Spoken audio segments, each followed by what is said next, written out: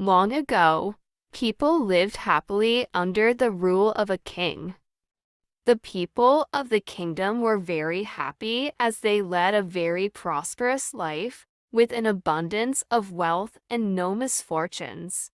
Once, the king decided to go visiting places of historical importance at distant places. He decided to travel by foot to interact with his people.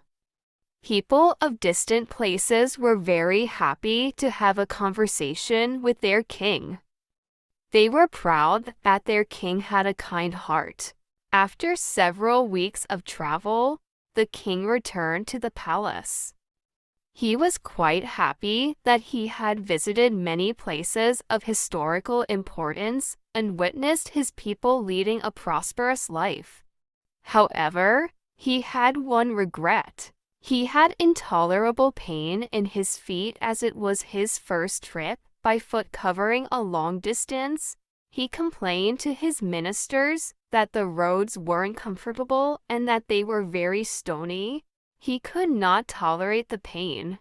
He said that he was very much worried about the people who had to walk along those roads, as it would be painful for them too. Considering all this, he ordered his servants to cover the roads in the whole country with leather so that the people of his kingdom can walk comfortably. The king's ministers were stunned to hear his order, as it would mean that thousands of cows would have to be slaughtered in order to get sufficient quantity of leather. And it would cost a huge amount of money also. Finally, a wise man from the ministry came to the king and said that he had another idea. The king asked what the alternative was.